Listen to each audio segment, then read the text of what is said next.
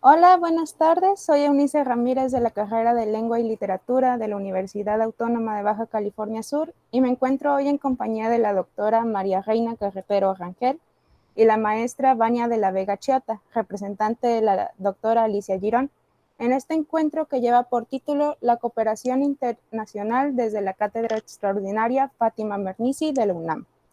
Dentro del coloquio internacional Levantamientos en el Harén, Libertades, Derechos y Retos Desiguales, el cual se encuentra en el marco del octavo ciclo de conferencias Marruecos y América Latina, ciclo que pueden seguir a través de la página de Facebook con el mismo nombre para enterarse de los eventos que se están organizando, incluidos los eventos de clausura del día de mañana, que tratan sobre las experiencias e iniciativas socioambientales, y el recital literario y dolce convivio que se llevarán a cabo a partir de las 10 de la mañana, desde el canal en YouTube TV WAPS. Antes de pasar a la entrevista, me gustaría dar una breve reseña de nuestras invitadas, empezando por la doctora Carretero. La doctora Carretero es doctora en filosofía por la Universidad Michoacana de San Nicolás de Hidalgo y doctora en ciencias políticas y sociales por la UNAM, donde también se desarrolla como profesora de la Facultad de Filosofía y Letras y en la Facultad de Ciencias Políticas y Sociales. Es investigadora en el Centro Regional de Investigaciones Multidisciplinarias en el Laboratorio de Cultura Sentimental y Ética de la Convivencia. Es conferencista invitada de la Universidad Ibn Bord de Agadir, Marruecos. Actualmente forma del Sistema Nacional de Investigadores y es coordinadora de la Cátedra Extraordinaria Fátima Mernissi. Gracias a su amplia labor, ha desarrollado la línea de investigación Cartografía de la Hospitalidad Trashumancia, conformada por sus obras principales Dolce Convivio con Posibles del Trashumante Urbis, la novela gráfica Burke Ninja Trashumante en la revista Metapolítica, en la sí, Ultraestructura Trashumante, perdón, una gramática de la hospitalidad, Atlas místico de la hospitalidad transhumancia, la comunidad transhumante y hospitalaria como identidad narrativa, y se encuentra trabajando en un proyecto titulado Magreb Hoy, Puertas Abiertas para la Fundamentación Nociológica de un Mundo Transhumante en el marco del convenio UNAM-UIS. En, en cuanto a la doctora Girón, vamos a comentar su reseña, a pesar de ¿no? Una disculpa. Bueno, nos acompaña la maestra Vania de la Vega Chiota en representación de la doctora Alicia Girón. ¿Sí? Correcto. Uh -huh. Ella es secretaria académica del programa de estudios para Asia y África. Entonces, ella nos está haciendo este honor de la representación de la doctora Alicia Girón y agradecemos mucho su presencia aquí. Ok, entonces, pues gracias por la semblanza, pues empezamos de una vez con las preguntas. Sí. Ok, entonces, primero coméntenos en qué se están desempeñando actualmente. La doctora Carretero ya lo comentamos un poquito, pero usted, maestra, ¿en qué se está desempeñando? Muchas gracias, Eunice, y por supuesto también gracias a la doctora María Reina Carretero por invitarme el día de hoy. Efectivamente, yo vengo en representación de la doctora Alicia Girón, que es coordinadora del Programa Universitario de Estudios sobre Asia y África, que es un aliado estratégico de la cátedra Fátima Mernissi, forma parte de la Coordinación de Humanidades de la Universidad Nacional Autónoma de México. Y lo que hacemos con la cátedra Fátima Mernissi es impulsar una serie de temas de la agenda del subsistema de humanidades de la UNAM, enfocados sobre todo a estudios de género y muy en particular a estudios de género de la mujer en el mundo musulmán. Como probablemente ustedes saben, y me imagino que más adelante la doctora Carretero nos va a explicar, Fátima Mernissi es una de las personas que ha impulsado muchísimo, bueno, que impulsó muchísimo el feminismo en Marruecos, que impulsó además lo que son las humanidades y la literatura en el mundo musulmán. Sí, pues la cátedra Fátima Mernissi ha sido realmente un estímulo para quienes la integramos, acercarnos al conocimiento de un país que aparentemente es muy lejano, pero como hemos visto a través de todas las actividades que llevamos en la cátedra, como seminario y el coloquio, es más cercano de lo que parece. Nos identifican muchas cosas, tenemos en nuestra cultura grados importantes de esta cultura musulmana, cultura árabe y todas las culturas que conforman a Marruecos, de donde Marruecos es el país donde nació Fátima Mernissi. Ella nació en Fez y después pasó su vida académica en la Universidad Mohammed V en Rabat. Y ella ha sido una adalid de la importancia del diálogo entre países, de trascender las diferencias culturales, civilizatorias, en este caso que son muy marcadas porque los países musulmanes tienen una forma de vida que las apariencias dan como que por hecho que son muy diferentes a nuestras formas de vida en Occidente. Y eso tampoco es tan así. Lo que vemos es que desde la historia de la humanidad, todos los pueblos se han marcado unos a otros, se han influenciado, hay una permeabilidad constante, hay un cambio. Y hoy más con la globalización, esta cercanía se ha empequeñecido, entonces cada vez estamos más cercanos y nos es importantísimo, obligado, conocernos mutuamente. Entonces, esta cátedra tiene esa función de acercar, primero desde la academia, pero nuestra idea es que vaya más allá, que vaya hacia las poblaciones, grupos de toda índole, sociales, empresariales, artísticos, que la cátedra sea este enlace entre estos grupos interesados en conocer más de Marruecos, en general más de los países musulmanes, y yo creo que ahí es donde podemos pensar cómo que se da esta relación cultural, digamos, enriquecimiento mutuo que es tan indispensable el día de hoy. Muy bien, me gusta mucho escuchar mucho sobre esta cátedra y para empezar un poco del origen de esta, ¿no? ¿Cómo es que surgió esa inspiración, por así decirlo, para enseñarle a futuros filósofos y literatos que se unen a la figura de Mernissi y todos los estudios que se crean en esta cátedra? La cátedra es resultado del proyecto de internacionalización de la UNAM. Es una cátedra muy interesante por varias razones, algunas de ellas ya fueron mencionadas aquí, pero algo que la distingue es que es una cátedra conjunta, de manera paralela justamente con Marruecos, ¿no? Con la Universidad Mohammed V de Rabat. Cuando se abre aquí, sale el decreto de creación de la cátedra Fátima Mernissi, también en Marruecos, en la Universidad Mohammed V de Rabat, se funda la cátedra Graciela Hierro. La doctora Graciela Hierro fue, entre otras cosas, fundadora del programa de estudios de género de la UNAM. Entonces, funciona de manera paralela tanto en México como en Marruecos, y ambos buscan, por un lado, fortalecer el entendimiento mutuo, por otro, impulsar los estudios de género desde las letras y desde los estudios de género. Entonces, de estas historias compartidas que habla la doctora Carretero, pues se empiezan a tejer los cruces, ¿no? Que no es que existieran, pero se les da relevancia, se explica la pertinencia de hablar de esos cruces en 2021, y se vuelve entonces la cátedra Fátima Mernissi un organismo difusor e impulsor de la obra de ambas mujeres.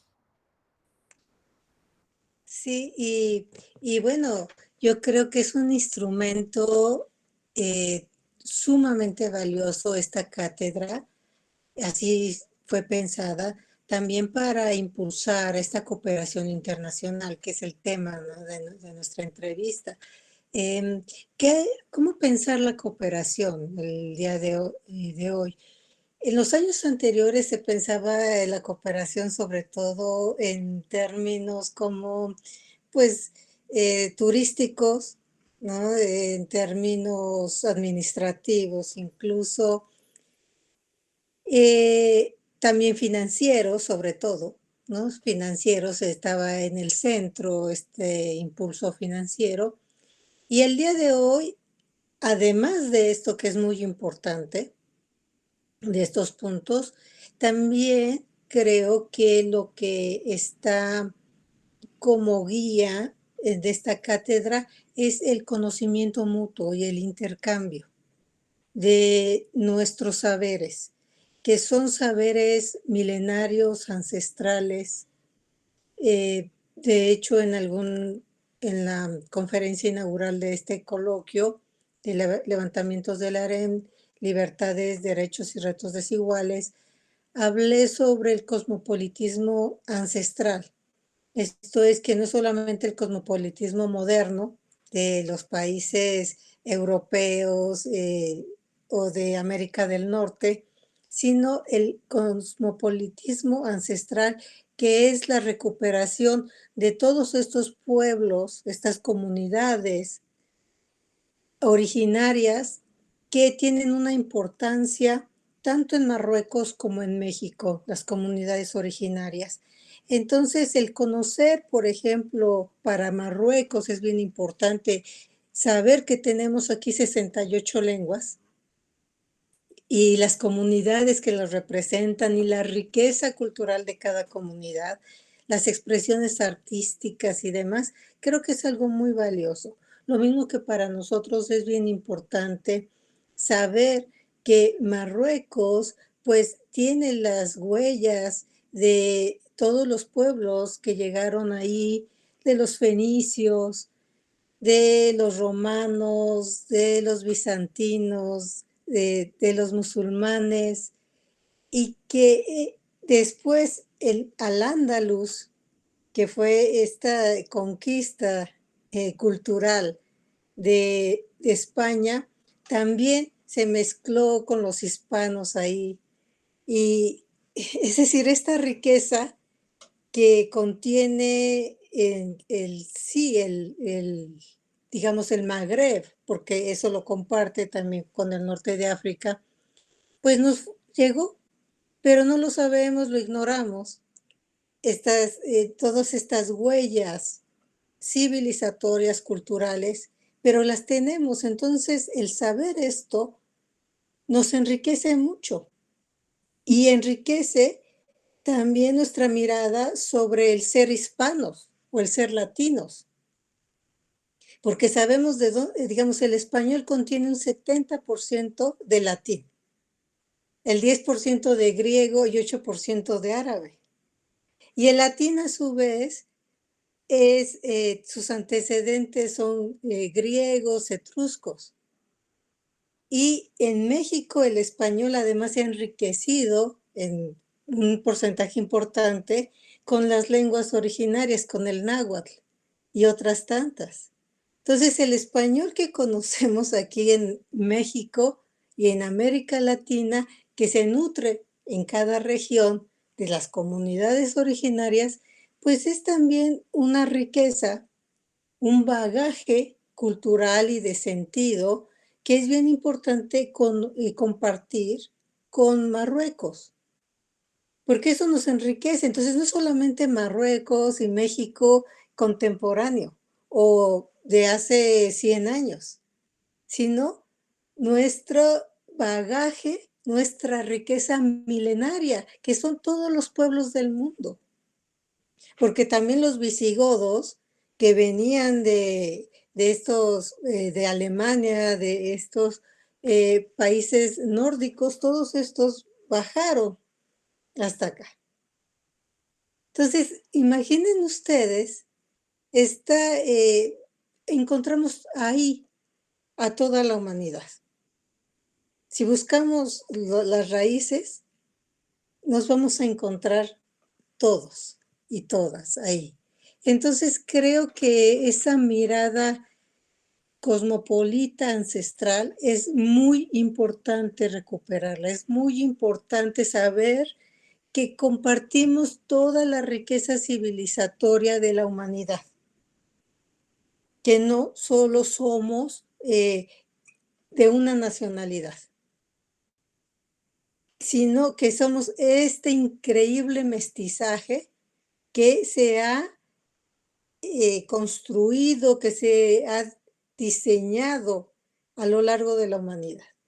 Y eso a mí me parece fabuloso, reconocernos ahí, en esta increíble riqueza. Y creo que esa es la cooperación internacional más importante el día de hoy, para saber que no hay estas diferencias abismales, que no hay estas diferencias irreconciliables, sino que todo esto nos llama a entablar el diálogo, a conocernos, a aprender.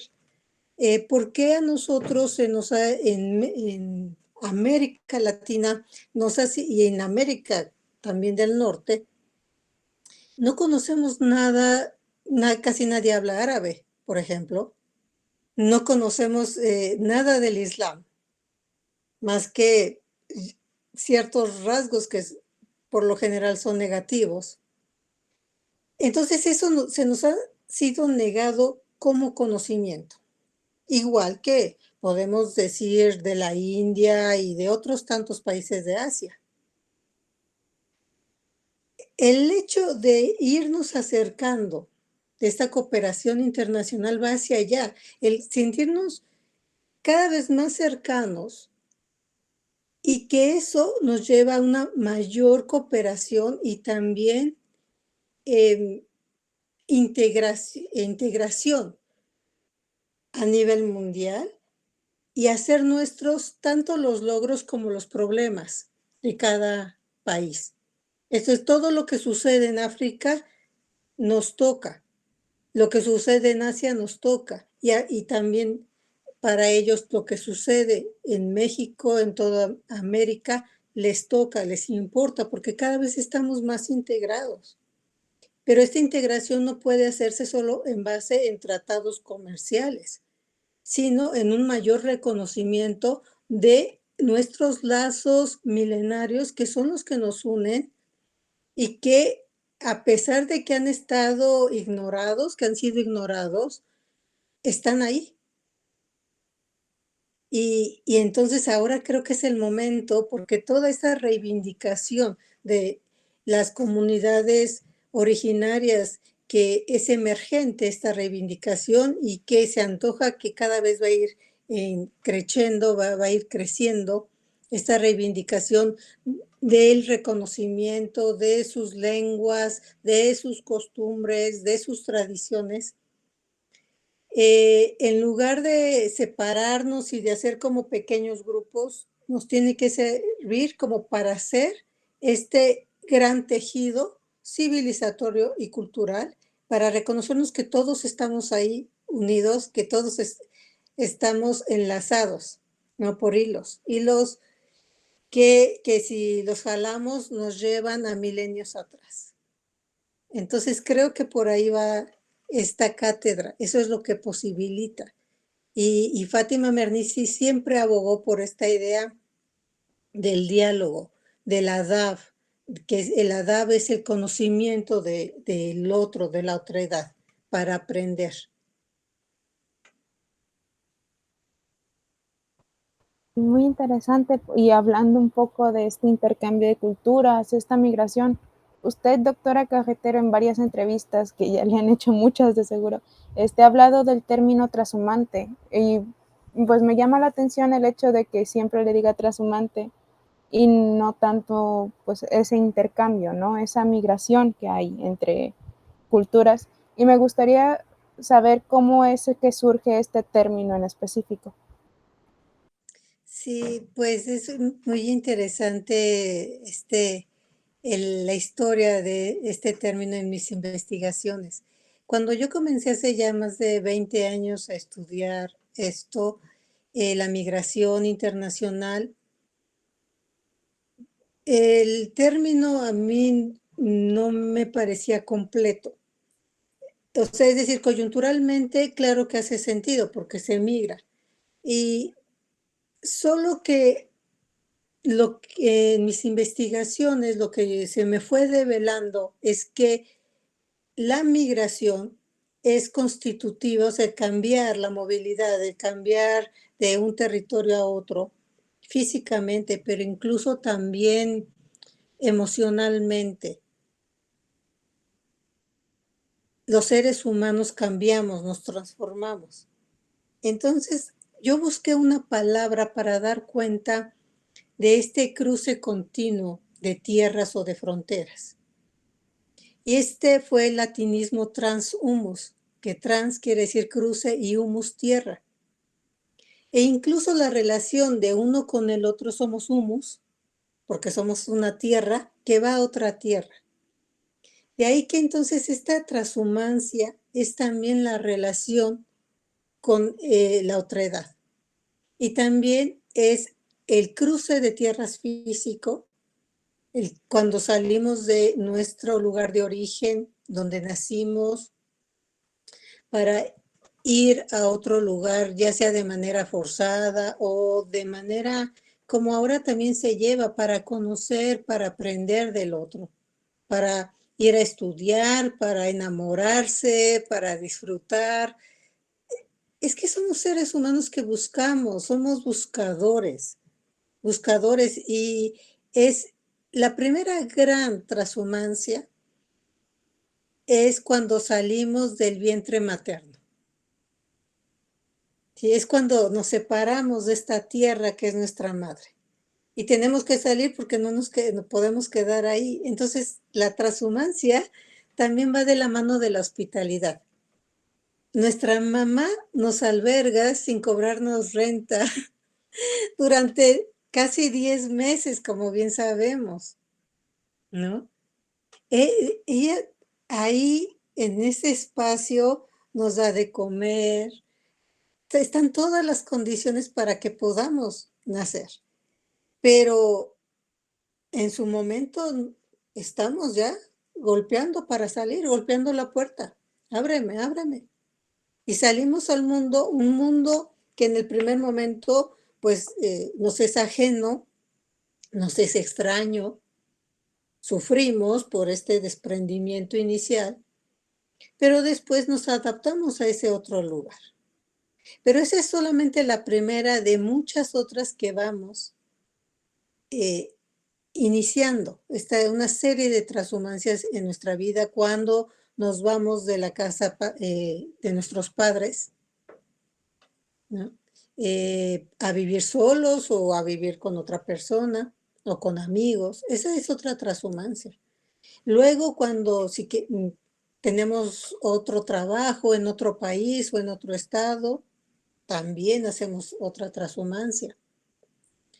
Es como ir agregando continuos viajes. Nuestra vida entonces es este viaje continuo. Es muy extraño que una persona se quede en el mismo lugar toda su vida, ¿no? Eso es lo extraordinario. Lo común es que partamos.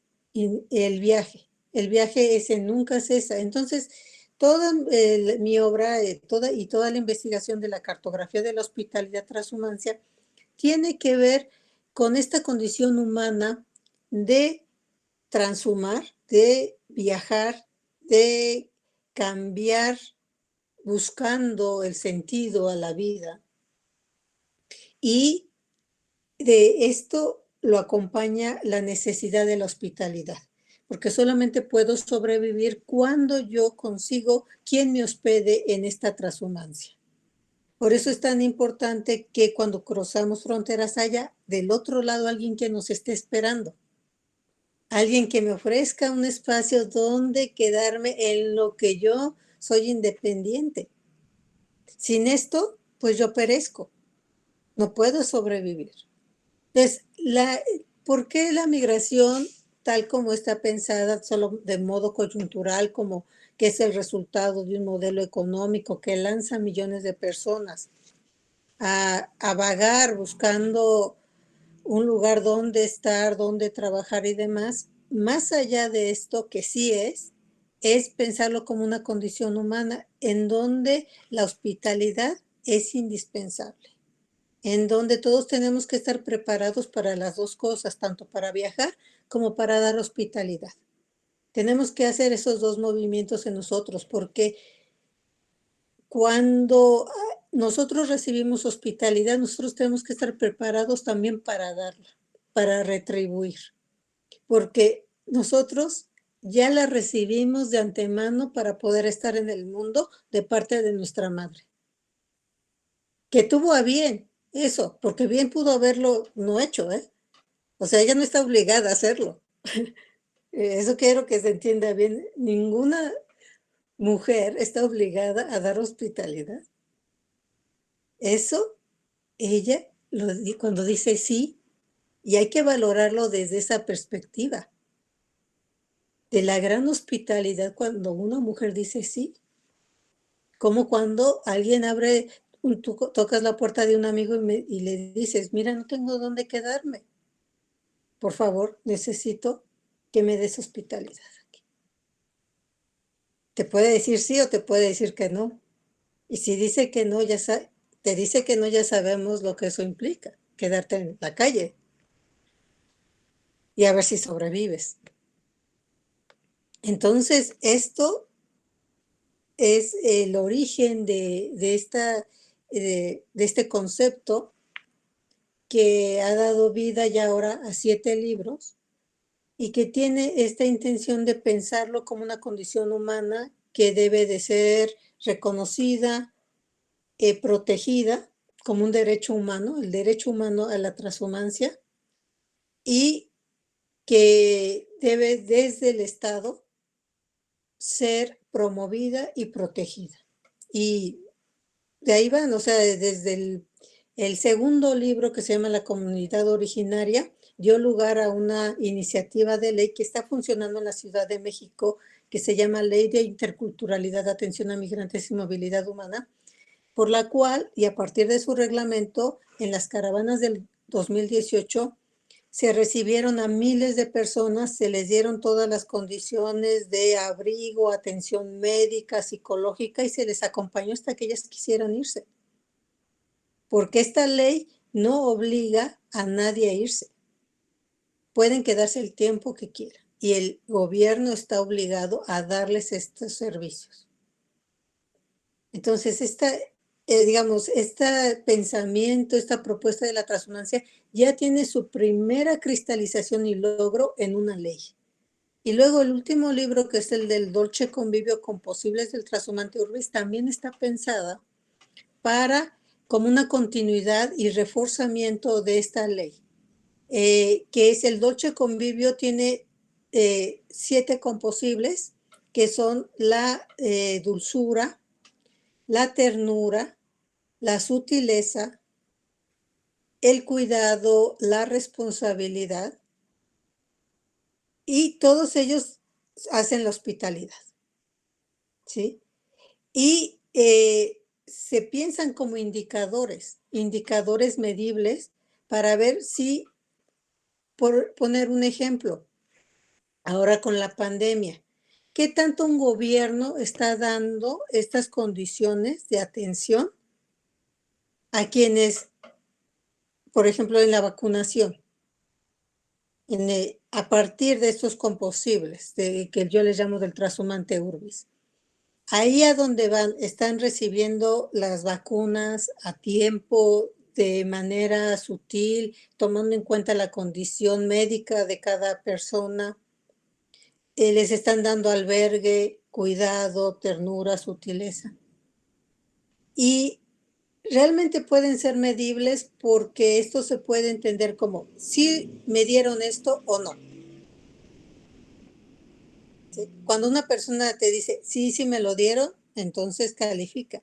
Y esto mismo puede ser tan medible e importante como lo son estos parámetros para la ecología, del cuidado de la ecología, y que entonces desde la ONU se promueven apoyos para los gobiernos que, digamos, protegen más sus hábitats. Pues lo mismo puede pasar para proteger a las personas, porque son tan importantes los hábitats como las personas. Y nosotros no podemos estar pensando en que sí vamos a cuidar toda la naturaleza, que es indispensable hacerlo, pero descuidamos a millones de personas que cruzan las fronteras y entonces ellas pues sí se pueden morir y no les hacemos caso. Van de la mano. Entonces también se puede hacer una medición de los gobiernos que brindan esta hospitalidad y quienes no lo hacen. Entonces, a quienes lo brindan hay que darles más apoyo a nivel mundial y a quienes no, pues también, ¿no? Convocarlos a que lo hagan. Y entonces así vamos, ¿no?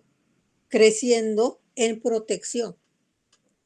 Esto va también como de la mano a enriquecer la perspectiva de los derechos humanos. No, vamos a decir, no está de ningún modo en contra de ellas o no, sino se piensa como elementos que enriquecen la mirada de los derechos humanos. O sea, la hospitalidad y la transhumancia como parte de los derechos humanos que deben de ser asimilados por los gobiernos y que forma parte de sus obligaciones.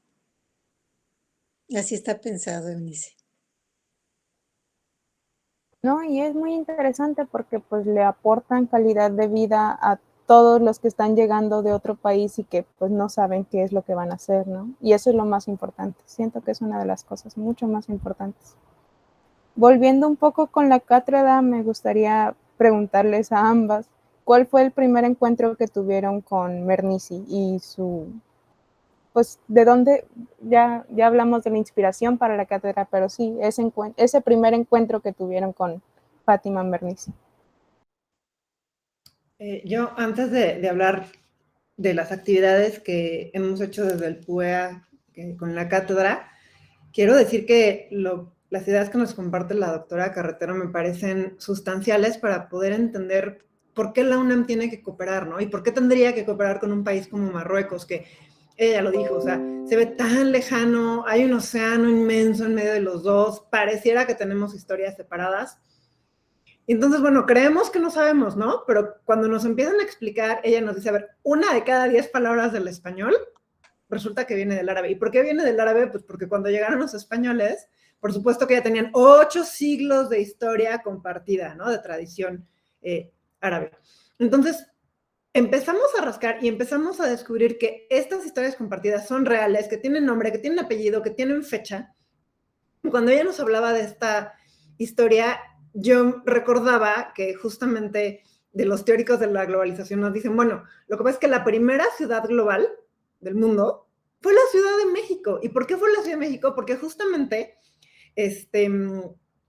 cuando en los viajes de exploración del Renacimiento se hacen todos estos cruces y se logra la circunnavegación y el tornaviaje y demás, bueno, se contacta a Asia con Acapulco, ¿no? Con las costas mexicanas. Pero del otro lado, pues no solamente llegaron los españoles, o sea, porque cuando llegaron los españoles, pues llegaron los genoveses y llegaron los portugueses y también llegó la tradición árabe. Entonces se decía que la primera ciudad global era la Ciudad de México porque aquí nos podíamos tomar un chocolate con leche en una taza de porcelana china, ¿no? Entonces, si vemos los elementos, pues resulta que ahí está Asia, África, Europa, todos juntos en una ciudad que era una ciudad de tránsito, ¿no? Regresando al tema de las migraciones, y que conectaba a una Europa muy hecha a la tradición árabe con Asia. Y básicamente así fue como se explicaron los viajes de exploración. Pero bueno, entonces ya tenemos estos siglos de tradición compartida, desconocida, gracias a discursos hegemónicos que a fuerza tenemos que pasar por el norte para entendernos. Y no solamente somos países pues, del sur, ¿no? No son diálogos del sur esto, sino que además en términos de migración e incluso de economía, somos países intermedios, países emergentes, países de tránsito.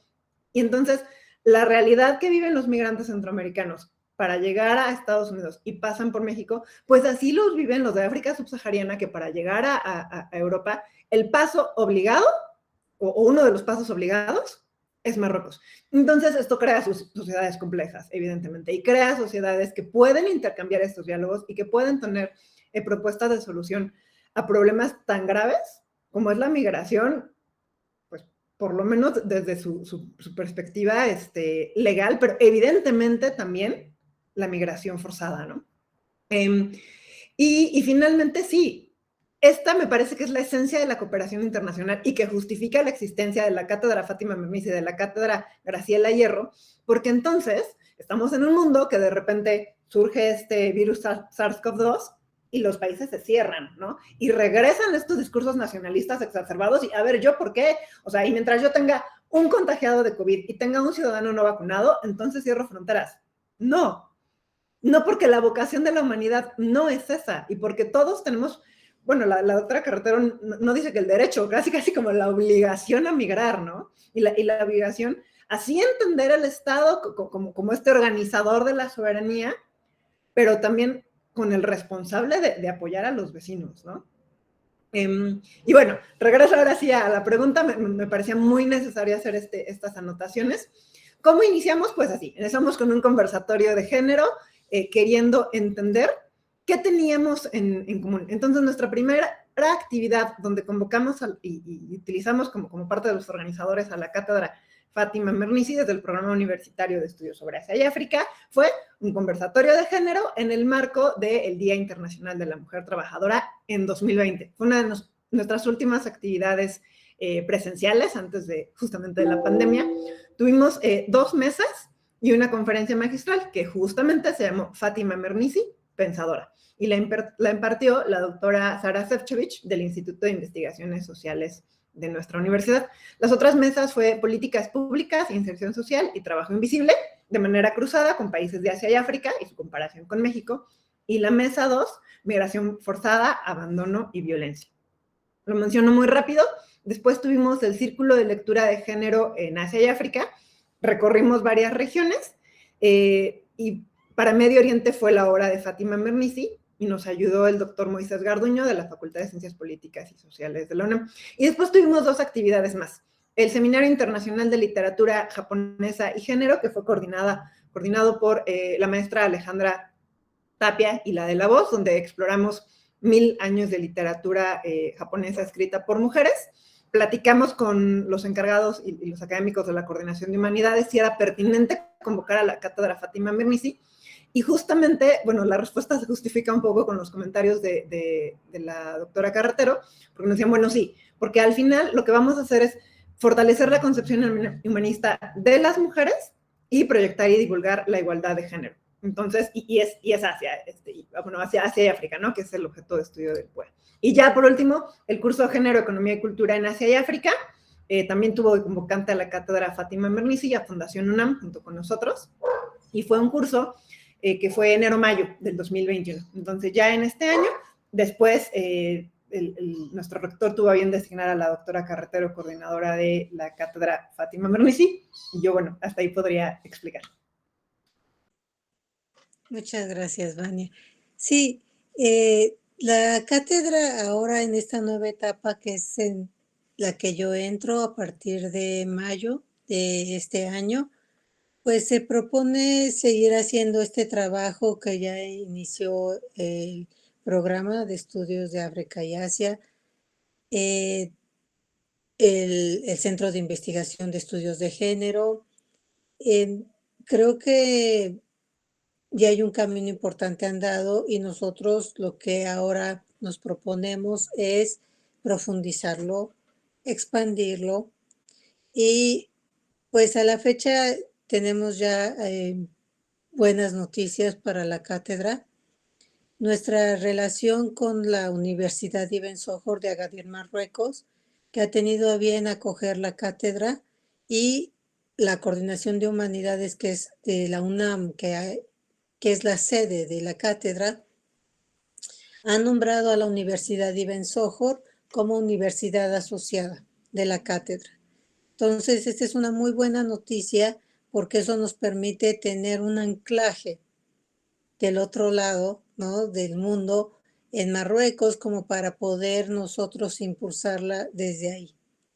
También la Universidad Autónoma de Baja California Sur ha albergado ya varios eventos, el seminario Fátima Mernissi, Ensoñación y Transhumancia, el coloquio de levantamientos del harén, libertades, derechos y retos desiguales, como estos dos eventos que preceden también ya este proceso de declaración de la UAPS como universidad asociada de la cátedra. También nos proponemos hacer actividades el siguiente año, ya estamos en esas pláticas por mi parte con la Universidad de Tánger